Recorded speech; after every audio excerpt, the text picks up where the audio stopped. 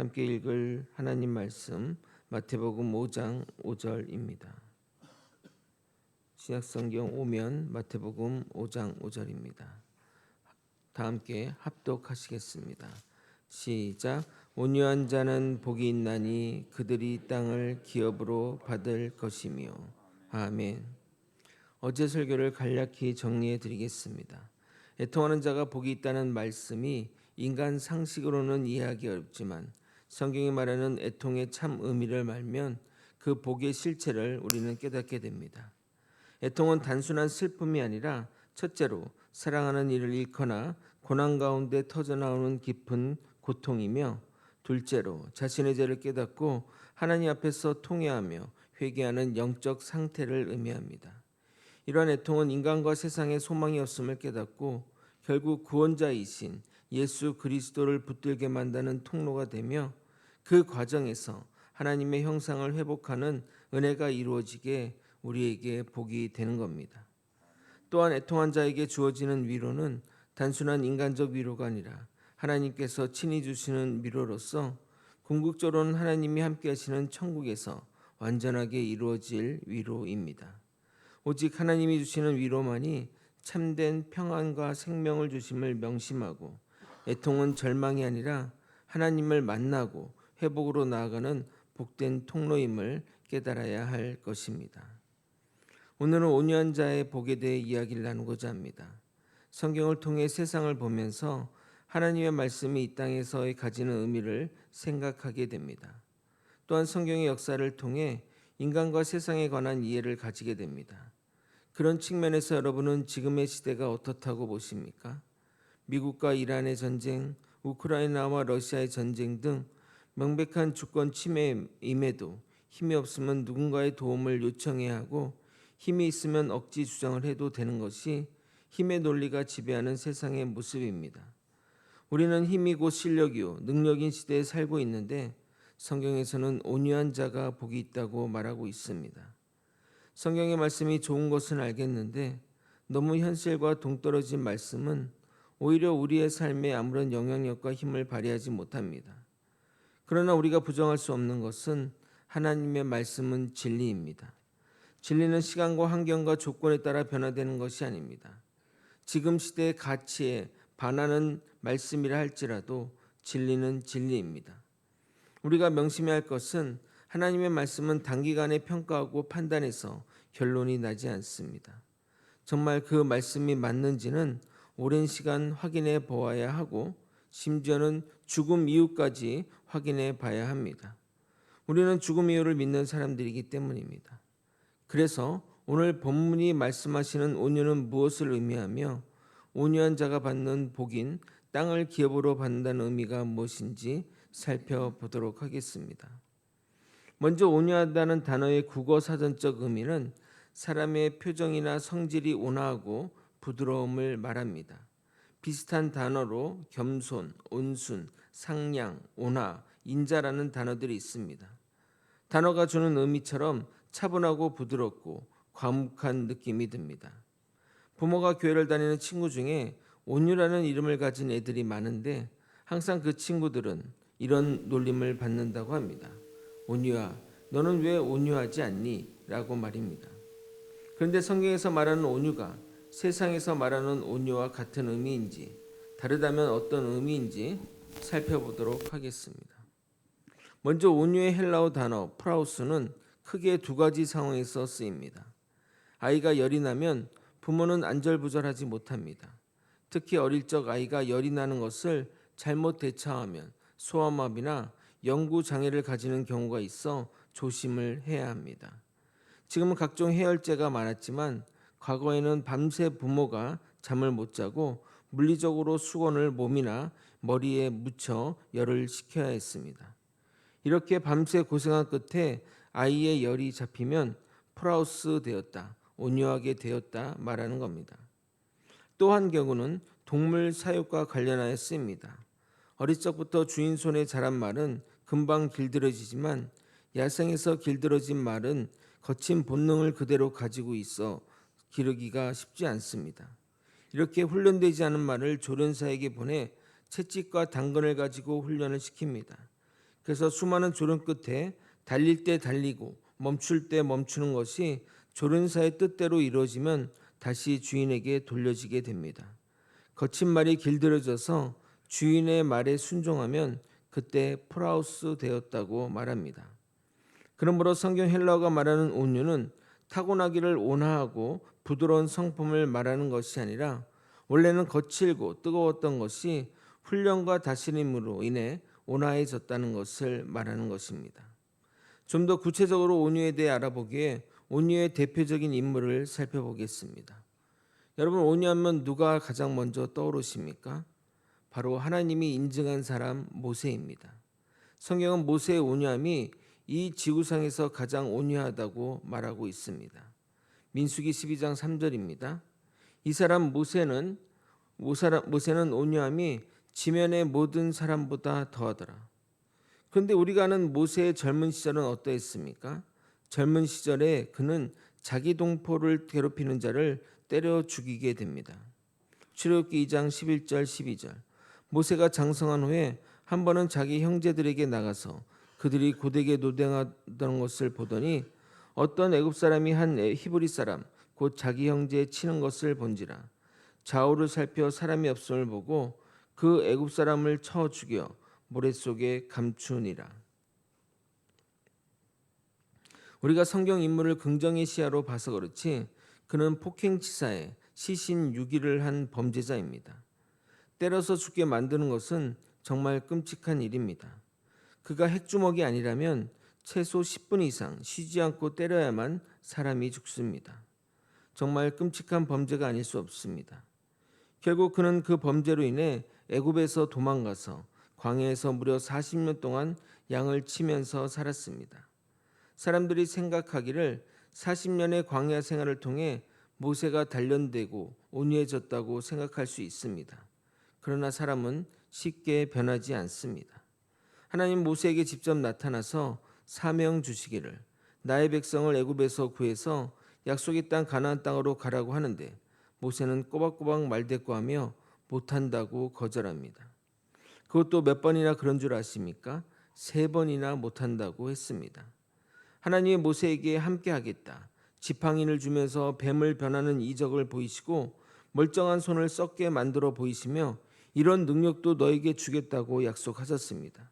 그런데 모세는 이렇게 하나님께 말합니다. 출애굽기 4장 10절입니다. 모세가 여호와께 아뢰되 오 주여 나는 본래 말을 잘하지 못하는 자이니다. 주께서 주의 종에게 명령하신 후에도 역시 그러하니 나는 입이 뻣뻣하고 혀가 둔한 자이니다. 모세가 무슨 말을 잘 못합니까? 이렇게 하나님 앞에서 말만 잘하는데 말입니다. 여호와께서는 그런 그에게 내 입에 내가 함께 있어서 할 말을 가르치시겠다고 말합니다. 근데 모세는 이렇게 하나님께 또 말합니다. 모세가 이르되 오 주여 보낼 만한 자를 보내소서. 제가 정말 하나님이라면 당장 번개를 한번 쏴서 혼을 내주고 싶습니다. 결국 모세는 온한 하나님도 화를 나게 만드는 사람입니다. 여호와께서 모세를 향하여 노하여 이르시되 내 사람 내 형 아론이 있지 아니하냐. 그가 말 잘하는 것을 내가 아노라. 그가 너를 만나러 나오나니 그가 너를 볼 때 그의 마음에 기쁨이 있을 것이라. 하나님이 화를 내서 살아남은 유일한 성경의 인물이 모세입니다. 대단하지 않습니까? 이런 고집센 분노 유발자인 모세를 온유의 대명사라고 하니 좀 의아스럽습니다. 모세는 출애굽 이후 시내산에 올라가 하나님께 십계명과 율법의 규례를 받으러 갑니다. 그런데 모세가 없는 상태가 지속되자 백성들은 산 아래서 자신들을 위해 우상을 만들게 됩니다. 그리고 그것을 자신들이 믿는 하나님이라고 명명하고 이방인들의 축제 방식으로 먹고 마시고 즐기게 됩니다. 이에 하나님이 분노하셨고 다 쓸어버리겠다고 말하자 모세가 하나님을 진정시킵니다. 여기까지는 좋았습니다. 그런데 막상 본인이 산에서 내려와서 백성들의 하는 행동을 보자 열이 받았나 봅니다. 그래서 하나님이 손주 써주신 십계명 돌판을 땅바닥에 던져 부수게 됩니다. 아니 다른 것은 몰라도 하나님이 손수 써주신 십계명 돌판을 던진다는 것은 좀 아니지 않습니까? 열받아 눈깔이 뒤집힌 모세는 그들이 만든 송아지 우상을 부숴 녹인 다음에 가루로 만들어 이스라엘 사람들에게 먹게 만드는 엽기적인 일을 벌입니다. 출애굽기 32장 19절에서 20절 여러분이 좀 한번 읽어보도록 하겠습니다. 함께 읽겠습니다. 시작. 진에 가까이 이르러 그 송아지와 그 춤추는 것들을 보고 크게 노하여 손에서 그 판들을 산 아래로 던져 깨뜨리니라. 모세가 그들이 만든 송아지를 가져다가 불살라 부수어 가루를 만들어 물에 뿌려 이스라엘 자손에게 마시게 하니라. 물론 모세의 분노는 이해하지만 그의 젊은 시절의 모습과는 그리 변하지 않은 모습이라 하겠습니다. 이것이 온유한 자의 모습인가 조금 가웃거려집니다. 이랬던 모세가 40년의 광야 생활에서 깎이고 단련받고 훈련받아 변화하게 됩니다. 이스라엘 백성들은 그들의 불신앙으로 인해 광야에서 40년 동안 헤매게 됩니다. 40년의 시간이 흘러 드디어 약속의 땅 그리고 그리워하던 가나안 땅에 입성하게 되었는데 하나님은 모세 보고 그 가나안 땅에 들어가지 말라고 하십니다. 무리바에서 반석을 지팡이로 2번 내리쳤다는 이유로 말입니다. 잘못을 따진다면 십계명 돌판을 던진 것이 더 큰 죄 아닙니까? 근데 반석을 2번 쳤다고 가나안 땅에 들어가지 못한다니 정말 너무나 하찮은 이유로 들어가지 못하게 한다는 생각이 듭니다. 모세도 답답했는지 하나님께 기도하며 들어가게 해달라고 부탁합니다. 신명기 3장 25절 고함나니 나를 건너가게 하사 요단 저쪽에 있는 아름다운 땅 아름다운 산과 레바논을 보게 하옵소서 하되 꿈에 그리던 가나안 땅을 직접 보게 해달라고 이렇게 기도했는데 주님은 냉정하게 이렇게 말씀합니다. 여호와께서 너희 때문에 내게 진노하사 내 말을 듣지 아니하시고 내게 이르시기를 그만해도 족하니 이 일로 다시 내게 말하지 말라.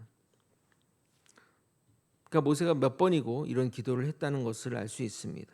더 이상 이 일로 내게 기도하지 말라고 분명하게 말씀하십니다. 그리고 모세가 죽기 전에 하나님은 다시 한번 이렇게 말씀합니다. 신명기 32장 48절에서 52절입니다.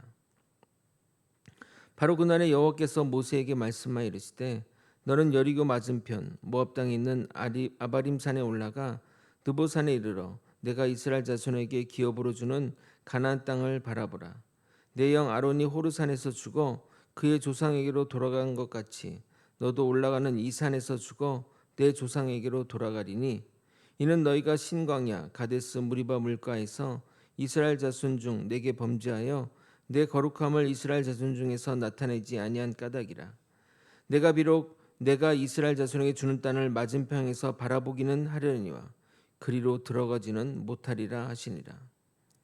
일부러 그러시는 것처럼 하나님은 모세에게 그 땅을 바라보며 죽으라고 하십니다. 들어가지 못하게 하는 것도 힘든데 그 땅을 바라보며 죽으라고 하니 더욱 그 땅이 사무치게 그리운 것 아니겠습니까? 우리 막내딸이 케이크를 정말 좋아하는데 케이크 불을 켜놓고 생일 축하합니다 노래 부른 다음에 너 오늘 잘못했으니 먹지 말고 오빠들이 먹는 것만 구경해 라고 하는 것과 마찬가지라 하겠습니다. 그런데 모세는 하나님의 말씀에 순종하여 가나안 땅이 바로 보이는 산에 올라가 이스라엘 백성들을 위해 인생의 마지막에 하나님이 어떻게 우리를 이 땅에 이끄셨고 우리를 광야에서 먹이셨으며 가나안 땅에 들어가서 지켜야 할 규례를 신명기에 세세히 적고 어디에 죽은지도 모른 채 홀로 죽어가게 됩니다. 그가 그 말씀에 순종하지 않았다면 원망과 눈물로 그 시간을 보냈겠지만 그는 인생의 마지막에도 하나님의 명령을 따라 그 하나님의 말씀을 기록하는데 애를 썼다는 겁니다. 젊은 시절 살인도 저지르고 거칠고 다혈질이었던 모세가 하나님의 손에 이끌려 지면에서 그와 같이 비교할 사람이 없을 정도로 온유해져서 주님의 말씀에 온전히 순종한 것입니다. 그의 희생을 통해 이스라엘 백성들이 가나안 땅에 들어가게 되었고 우리에게 소중한 신명기와 모세 오경이 주어지게 된 겁니다.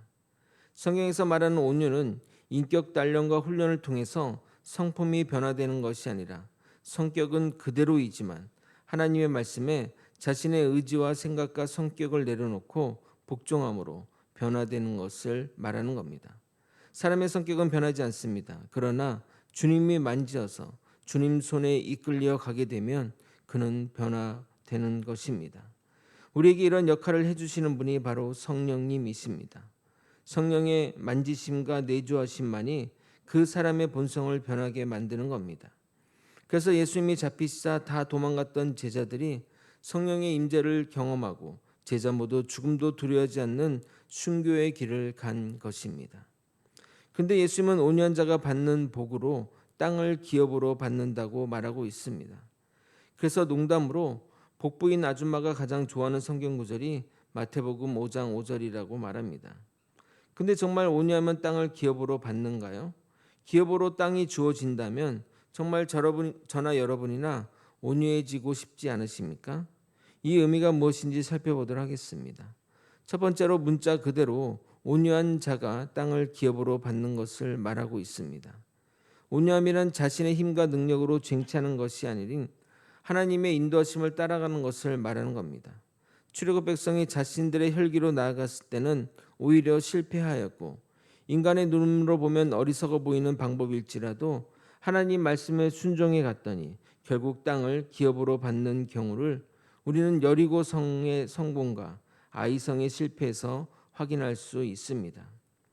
저는 인생을 얼마 살지 않았지만 나이가 들수록 성경의 말씀이 진리라는 생각이 더욱 확고해집니다.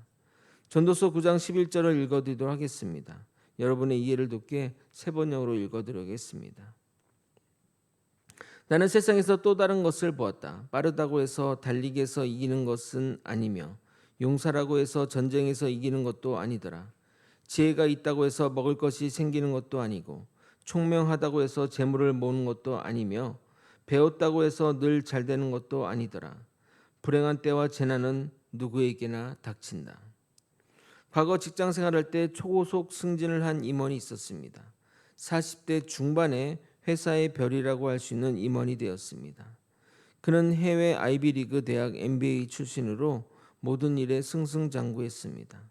억대 연봉에 차량 기사에 비서가 딸린 널찍한 방을 가졌기에 모든 이들의 부러움의 대상이었습니다. 반면 그 임원과 동기인 분이 있었는데 정상적이라면 차장이나 부장을 달았어야 할 나이인데 대리에서도 몇 년 미끄러지고 과장에서도 몇 년 미끄러져서 그의 간신히 과장이 되었습니다. 그분이 실력이 없거나 그런 것은 아니고 직장 생활에서 적당히 타협하고 아부해야 하는데 올곧게 생활하다 보니 그렇게 늦어진 것입니다. 그러다 보니 성공한 임원 동기와는 아마도 급여 차이가 5배 이상 차이가 날 정도였습니다. 알고 보니 그분은 기독교인이라서 저로서는 참 안타까웠습니다. 근데 그 다음에 사업부가 부진하여 잘 나가던 임원은 책임을 지고 40대 중후반에 잘렸고 그 과장님은 그 이후로 자녀를 3명 다 대학 보낼 때까지 직장 생활을 하시고 정년을 다 지켜 퇴직하였습니다. 대기업이 좋은 것은 자녀 3명까지 대학 등록금 전액을 지급하는데 다 공짜로 자녀를 대학 보낸 것입니다. 여러분은 누가 성공한 삶을 살았다고 생각하십니까? 누구도 쉽게 결정 내리기는 힘드실 겁니다. 그러나 하나님의 말씀에 의지해서 끝까지 견뎌내면 그 사람의 능력과 상관없이 반드시 하나님은 기업을 주실 것입니다. 온유한 자가 땅을 기업으로 받는다는 것의 두 번째 의미는 미래적 의미를 가지고 있습니다. 본문의 동사가 미래형이기에 우리가 받는 기업은 천국에서 가서 받을 축복으로 이해될 수 있습니다. 신실한 하나님의 백성이 장차 하나님 나라를 상속받아 영원히 거하게 된다는 것은 신구약에 일관된 사상입니다. 저희 첫째 아들이 어릴 때 저에게 이런 질문을 했습니다. 왜 인간은 여기 지구에만 사는데 하나님은 우주를 왜 이렇게 넓게 지으신 거야? 물어보길래 제가 이렇게 답변했습니다. 우리가 죽으면 하나님이 하나씩 별을 주시려고 하는 것 아닐까? 그냥 즉흥적으로 말했는데 말해보니 참 그럴듯하다는 생각이 들었습니다. 요한복음 14장 2절에 보면 예수님이 우리에게 이렇게 말씀하십니다. 내 아버지 집에 거할 곳이 많도다. 그렇지 않으면 너희에게 일렀으리라. 내가 너희를 위하여 거처를 예비하러 가노니. 내 아버지 집에 거할 곳이 많다고 말씀하는데 이 작은 대한민국에 살면서 땅 한 평의 땅도 없는 저로서는 이 말이 정말 멋진 이야기로 들립니다.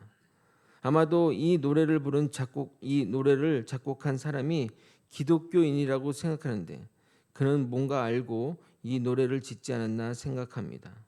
저 별은 나의 별, 이 별은 나의 별, 너의 별. 하나님의 집을 짓는 우리에게 하나님이 그렇게 별을 예비하지 않았을까 생각합니다. 하나님의 집을 짓는 우리가 되길 예수님의 이름으로 소망합니다. 마지막으로 온유한 자가 땅을 차지한다는 것은 구약적 배경을 가지고 있습니다. 시편 37편을 한번 보도록 하겠습니다. 이 시편 37편은 다윗의 인생 마지막에 악인은 형통하고 의인은 핍박받는 안타까운 상황 가운데 하나님의 뜻이 무엇인지를 교훈하는 시편입니다. 1절부터 11절까지 다 읽어야 되는데 7절부터 11절까지만 읽도록 하겠습니다. 여호와 앞에 잠잠하고 참고 기다리라. 자기 길이 형통하며 악한 꾀를 이루는 자 때문에 불평하지 말지어다. 분을 그치고 노를 버리며 불평하지 말라. 오히려 악을 만들 뿐이라. 진실로 악을 행하는 자들은 끊어질 것이나 여호와를 소망하는 자들은 땅을 차지하리로다. 잠시 후에는 악인이 없어지리니 내가 그것을 자세히 살필지라도 없으리로다. 그러나 온유한 자들은 땅을 차지하며 풍성한 화평으로 즐거워하리로다. 이 시편의 배경이 되는 이야기가 사무엘하 16장에 기록되어 있습니다. 다윗의 범죄함으로 인해 아들 압살론의 그를 반역하게 됩니다. 물론 다윗의 주변에는 역전의 용사들이 질비했고 막상 전쟁을 벌인다면 누가 승리할지는 장담할 수 없지만 자식을 포함한 동족끼리의 전쟁을 피하고자 그는 후퇴의 길을 선택하게 됩니다. 후퇴하는 가운데 바우림이라는 지역을 지나는데 사울의 먼 친척인 시므이가 나와 돌을 던지며 저주합니다. 피 흘린 자 이 사악한 자야, 가거라 가거라. 너희 죄 때문에 너가 화를 당하는 것이라 라고 저주합니다. 근데 왕이 혼자 가는 길이 아니라 주변의 백성들과 용사들이 좌우에 있는 상황에서 그가 그런 저주를 한 것입니다. 그의 부관 중 한 명이 왕 앞에 나와 이렇게 말합니다. 저 개 같은 놈이 어찌 왕을 저주하냐며 내가 당장 저놈의 목을 베어 오겠다고 말하자 다윗이 이렇게 말합니다. 사무엘하 16장 10절에서 11절입니다. 그가 저주하는 것은 여호와께서 그에게 다윗을 저주하라 하심이니 내가 어찌 그리하였느냐 할 자가 누구겠느냐 하고 내 몸에서 난 아들도 내 생명을 해하려 하거든 하물며 이 베냐민 사람이냐 여호와께서 그에게 명령하신 것이니 그가 저주하게 버려두라. 충성스러운 부하의 말에 다윗은 너가 무슨 상관이냐 저가 나에게 하는 저주는 그의 저주가 아니라 하나님이 그를 통해 나에게 하는 저주다라고 말하며 그의 저주를 내버려 둡니다. 다윗은 이 말도 안 되는 상황에서 주님의 말씀에 순종하며 본인이 가지고 있는 권력과 힘을 사용하지 않고 순종하며 따라갔던 것입니다. 이것이 바로 온유한 자의 모습이라 할 수 있는데 이러한 배경에서 쓰여진 것이 시편 37편입니다. 그런 온유한 자에게 하나님이 땅을 약속하셨고 결국 다윗은 압살론의 갑작스런 죽음으로 피를 보지 않고 다시 나라를 되찾게 됐던 것입니다. 이런 구약적 성경 배경 가운데 나온 성경 말씀이 바로 온유한 자의 복, 땅을 차지한다는 복인 것입니다. 우리 믿는 사람이 참 이해가 안 되는 것 중 하나는 믿음이 좋은데 사는 것이 힘들고 주님이 보호하신다고 믿는데 삶의 어려움이 닥친다는 겁니다. 반면 악인은 오히려 땅덩거리며 잘 살 때 예수 믿지 않는 자들은 우리에게 이렇게 비웃으며 말합니다. 야, 너 하나님 믿는 사람이라며? 너 하나님의 자녀라며? 천지를 지으신 하나님의 자녀가 왜 사는 게 그 모양 그 꼴이냐?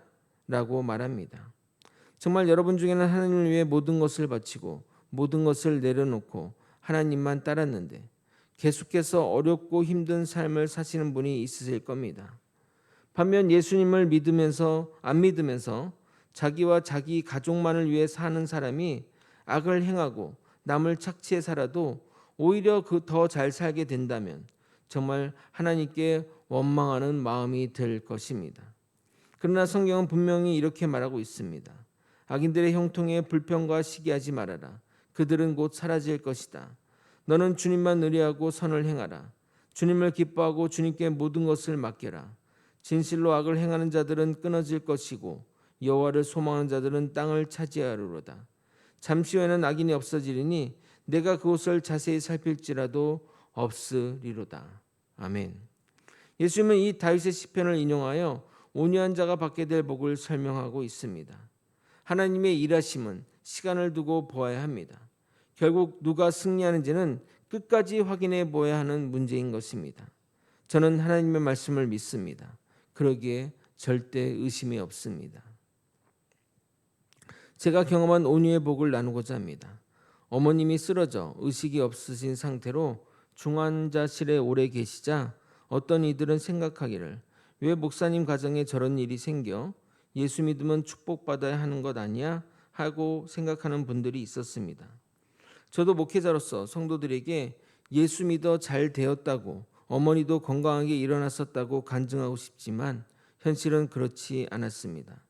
수술 후 3일이 지나도 깨어나지 않자 MRI를 찍었는데 뇌가 3분의 2 이상 죽은 상태였던 겁니다.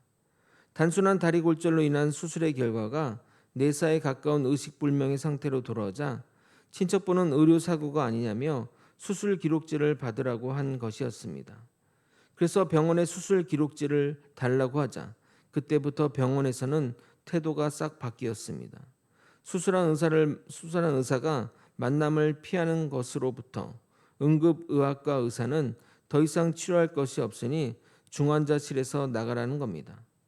호수를 10개 닳고 있는 환자가 중환자실을 나가면 불을 보듯 뻔한 일이었습니다. 주변에 아는 의사 말로는 환자가 중환자실에서 나가면 그때부터 책임을 떠넘기기 쉬우니 병원에서는 어떻게든 내보내려고 할 것이라는 것입니다. 저에게 대놓고 어머니 일반 병실로 옮기라고 하는 응급의학과 의사에게 소리를 지르며 중환자실에서 한 발짝이라도 나가면 그 의사를 고소하겠다고 하자 그때부터 잠잠했습니다. 병원 관계자들은 저희가 소송을 준비한다고 생각했던지 더 이상의 치료 방법이 없다면서 병원비 결제를 이야기하며 은근하게 퇴원을 압박해 왔습니다. 어머니가 쓰러져 깨어나지 않는 상황도 힘든데 늘어나는 중환자실 병원비는 우리 가족이 감당할 수준을 넘어섰습니다. 주변에는 소송을 걸라고 소송을 걸면 변호사를 알아봐 주겠다고 나서는 분도 있었습니다. 누워있는 어머니를 주변으로 돌아가는 분위기가 심상치 않았습니다. 평소 저였다면 아는 모든 인맥과 방법을 동원해서 병원을 뒤집어 엎어버리려고 날뛰고 난리쳤을 것입니다. 그러나 하나님은 기도 가운데 계속해서 저보고 온유하라고 말씀하셨습니다. 어떠한 설명도 없이 온유하라는 말씀만 생각이 났습니다. 병원 중환자실에는 하루에 2번 20분의 면회만 주어집니다. 우리 가족은 언제 어머니와 영원히 헤어질지 모르게 매일 번갈아 가면서 면회를 갔습니다. 의사 소견으로는 뇌의 3분의 2가 손상되어 절대 소생은 불가능하다고 말하지만 저는 면회 때마다 어머니 머리에 손을 얹고 기도하기를 하나님, 의사들이 불가능하다고 하는데 하나님이 고쳐주셔서 우리 어머니를 기적의 증거로 삼아주세요. 하나님이 살아계심을 보여주세요 라고 기도했지만 상황은 점점 나빠지고 있었습니다. 그래서 이해되지 않았지만 온유하기로 마음먹었습니다. 그러자 정말 저의 마음이 평온해졌습니다. 주님이 고쳐주시면 감사하지만 그리 아니하실지라도 주님에 대한 신뢰함은 변함이 없었습니다. 마음이 이렇게 복잡하고 주님의 일하심에 의구심이 들 때마다 저는 이 노래를 듣곤 했습니다. 내가 걷는 이 길이 혹 굽어도는 수가 있어도 내 심장 울렁이고 가슴 아파도 내 마음속으로 여전히 기뻐하는 까닭은 하나님은 실수하지 않으심일세. 내가 믿는 하나님은 신실한 분이십니다. 그분은 결코 실수가 없으신 좋으신 나의 하나님이심을 고백합니다. 어머니와 관련된 모든 문제를 그분의 인도하심에 따라 그분이 이끄신 대로 따라가며 불평과 시기와 분노로 문제를 대하지 않고 기쁨과 소망과 온유한 마음으로 주님을 따르기로 결정했고 어머니가 소천하시는 그날까지 모든 일이 순탄하게 풀려나갔습니다. 병원도 일부 실수를 인정하여 병원비 전액을 면제하였고 어머니도 환경이 좋고 아름다운 평안한 곳으로 옮겨 하나님 품에 안기셨습니다. 말씀을 정리하겠습니다. 사랑하는 거제 소망교회 성도 여러분, 오늘 말씀을 통해 우리는 온유가 단순히 타고난 성품이나 부드러운 기질이 아니라 하나님 앞에서 자기의 힘과 감정과 판단을 내려놓고 하나님의 뜻에 순종하는 삶임을 보았습니다. 모세와 다윗처럼 거칠고 연약한 인간일지라도 하나님 손에 붙들릴 때 온유한 자로 변화될 수 있으며 그 온유는 결국 하나님의 뜻을 이루는 통로가 되는 것입니다. 세상은 힘으로 쟁취하고 분노로 대응하는 것을 강함이라고 말하지만 성경은 하나님을 의뢰하며 참고 맡기며 순종하는 자를 온유한 자라 부르십니다. 그리고 하나님은 그런 자에게 반드시 땅을 기업으로 주시며 이 땅에서 삶뿐만 아니라 장차 하나님의 나라를 상속받는 영원한 복을 허락하십니다.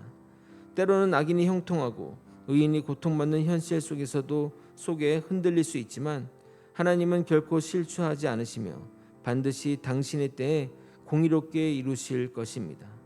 그러므로 우리는 상황과 감정에 끌려 반응하는 삶이 아니라 모든 것을 하나님께 맡기고 끝까지 순종하는 온유의 삶을 선택해야 합니다. 그럴 때 우리의 삶은 하나님이 다스리시는 진정한 기업의 자리로 인도될 것이며 어떤 상황에서도 흔들리지 않는 평안과 소망 가운데 살아가게 될 것입니다. 우리 모두 주 앞에 온유한 자로 살며 주님이 이끄시는 인생 사시는 저와 여러분이 되시길 예수 그리스도 이름으로 축원드립니다. 함께 찬양하고 기도의 자리로 나가도록 하겠습니다.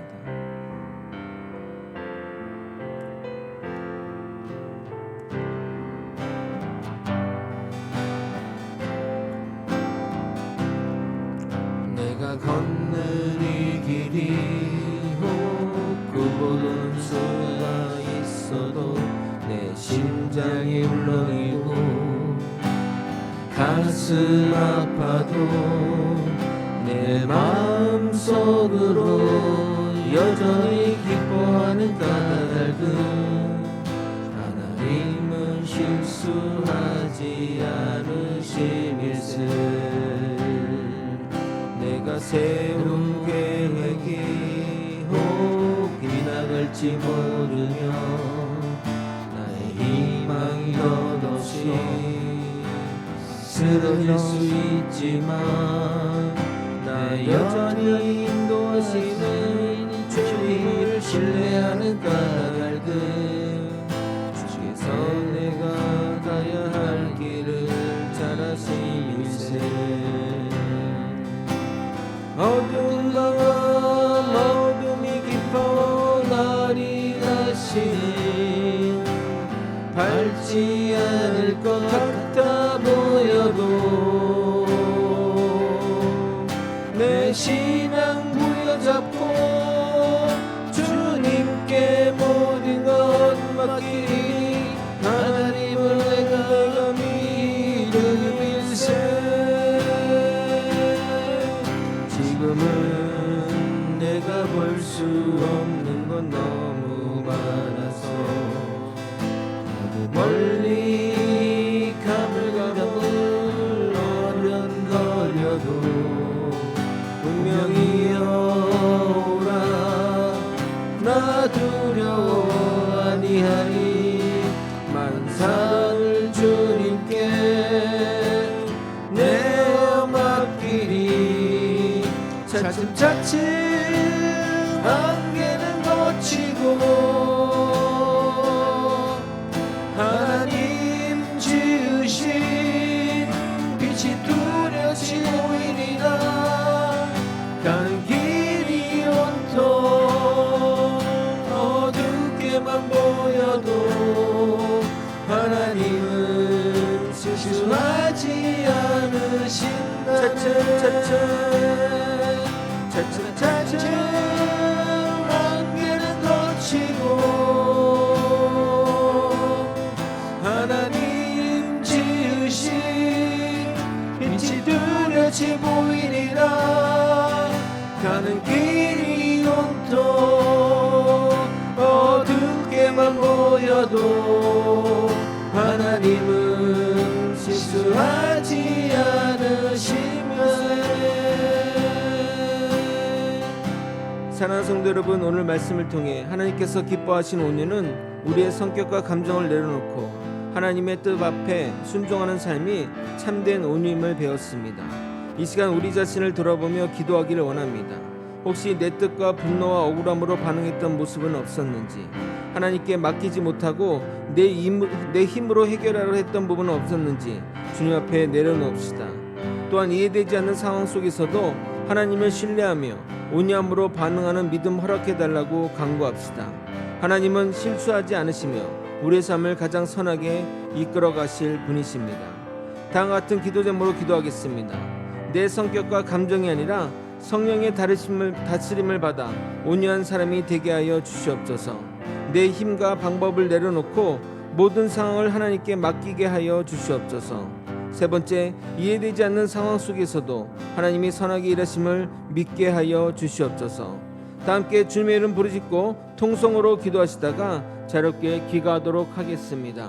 주님의 이름 부르짖고 통성으로 기도하시겠습니다. 주여! 하나님 아버지, 우리의 삶 가운데 하나님의 인도하심을 굳건히 믿는 아버지 우리가 되게 도와주옵소서. 우리의 상황과 조건은 하나님과 전혀 상황은 하나님과 전혀 아버지 상관없는 것임을 깨닫게 도와주옵소서. 아버지 하나님의 인도하심은 결코 실수가 없음을 깨닫게 도와주옵소서. 아버지여, 내 성격과 감정이 아니라 성령의 다스림을 받아 온유한 사람이 되게 도와주시옵소서. 아버지 하나님 앞에 내 힘과 내 능력을 깨어놓고 모든 상황을 하나님께 맡기는 자가 되게 도와주시옵소서. 이해되지 않은 속에도 온전히 하나님을 따르는 우리가 되게 도와주시고 하나님의 말씀에 순복하는 우리가 될 수 있도록 이끌어 주옵소서. 아버지여, 주님의 은혜를 간절히 소망합니다. 우리 삶 가운데 이해되지 않는 일들이 너무나 많고 또 악에는 형통하고 선한 자들은 아버지 고통받는 현실 속에 있습니다. 그러나 하나님 아버지, 하나님은 실수하지 않는 분임을 우리는 확신하고 믿고 있습니다. 아버지, 흔들리지 않는 믿음으로 나아가는 우리가 되게 도와주옵소서. 하나님을 온전히 믿고 신뢰하는 믿음의 길이 결국 우리가 천국에서 이루어질 하나님의 나라와 영광으로 이어질 줄 믿고 있습니다. 아버지, 지금 현실에서는 우리가 질지라도 아버지 하나님의 말씀에 순복하며 살아가는 우리가 될 수 있도록 이끌어 주시고 인도하여 주옵소서. 온전히 주님만 의지하며 우리의 삶 가운데 하나님 인도하심을 믿는 아버지 우리가 되게 도와주시고 그동안 내 힘과 내 힘을 했던 것을 내놓고 온전히 하나님의 순복하며 하나님께 기도하며 나아가는 자 되게 도와주옵소서. 아버지, 기도하기를 소망합니다. 고난과 어려움의 상황인데 하나님께 기도하기 원합니다. 그래서 하나님의 뜻을 따라 순복하며 살아가는 우리가 되게 도와주옵소서. 내 뜻과 내 생각과 내 의지를 의지하는 것이 아니라 하나님께 기도함으로써 하나님의 마음과 생각을 받아 하나님의 뜻 가운데 살아갈 수 있도록 이끌어 주옵소서. 아버지여, 주님의 인도하심을 소망합니다. 하나님의 은혜를 간절히 소망합니다. 하나님의 의와 하나님의 뜻을 따라가기 소망하니 주님 붙들어 주시옵소서. 주님, 주의 이름 찬양해 할렐루야. 내게 자유 주셨네. 죄의 저주 그릇이 구원의 주 그 이름 주 예수 내 산소망.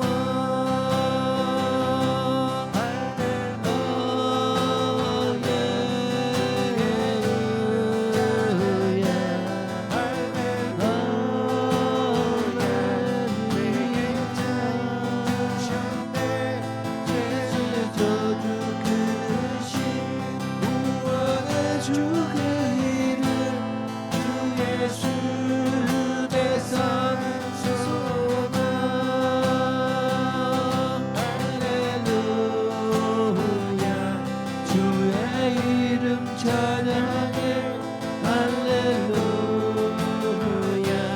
내